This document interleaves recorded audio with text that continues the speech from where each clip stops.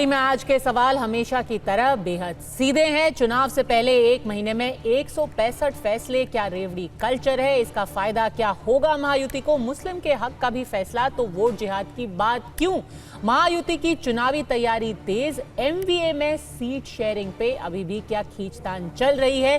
Prem Shukla Bharatiya Janata party से हमारे साथ जुड़ेंगे, शिवसेना से आनंद दुबे, शिवसेना यूबीटी से आनंद दुबे, चित्रा बाथम कांग्रेस की हमारे साथ होंगी। पर सबसे पहले सवाल आपसे, समीर चौगांकर वरिष्ठ पत्रकार मेरे साथ स्टूडियो में है। क्या करने वाले हैं अजीत पवार आज 6:30 बजे? हर किसी के दिमाग में, जहन में बस यही एक सवाल है, छोड़ देंगे क्या आज?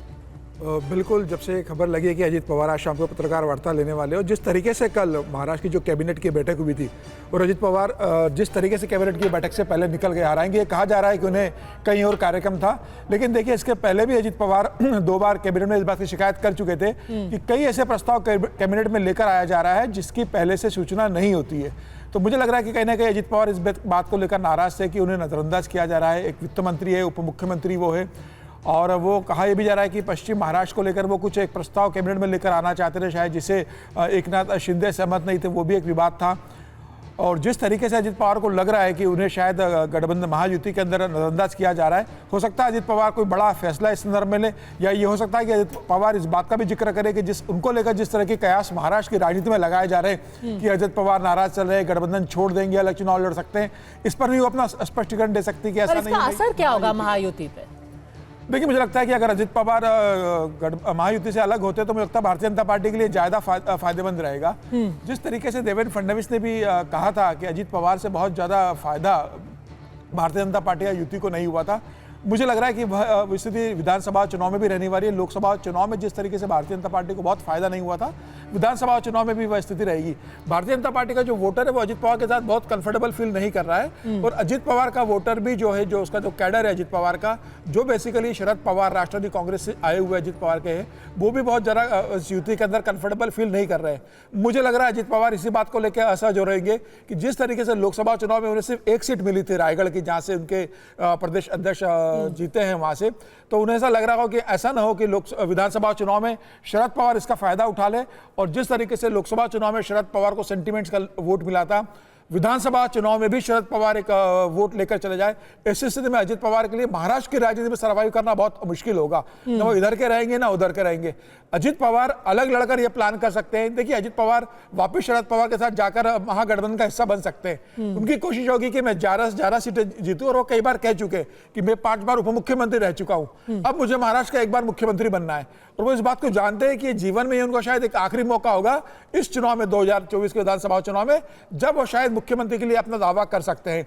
ऐसी स्थिति में वो सोचेंगे कि मैं अगर अलग चुनाव लड़ता हूं और अगर मैं 50 से 55 सीटें लेकर आता हूं, तो ऐसी स्थिति में मुझे दोनों तरफ अपना प्रभाव दिखाने की स्थिति रहेगी।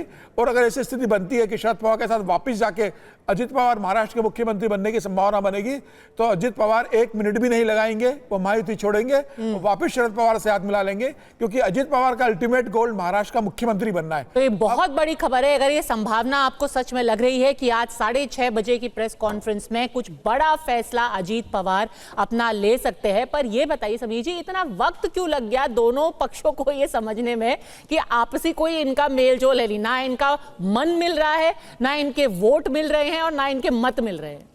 देखिए, 2 जुलाई 2023 को अजीत पवार शरद पवार को छोड़कर महाराष्ट्र के एकनाथ शिंदे और देवेंद्र फडणवीस के साथ सरकार में शामिल हुए थे।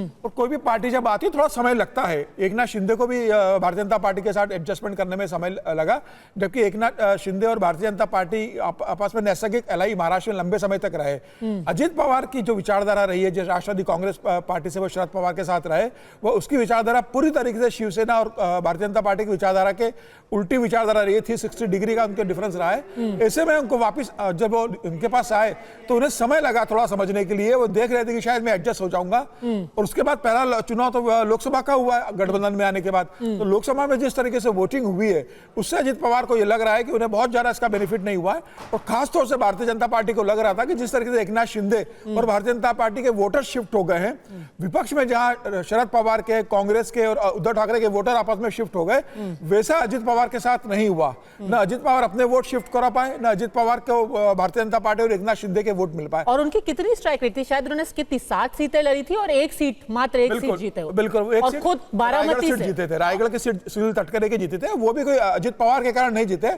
रायगढ़ की सीट सुनील तटकरे की खुद स्ट्रांग होल्ड की सीट रही है।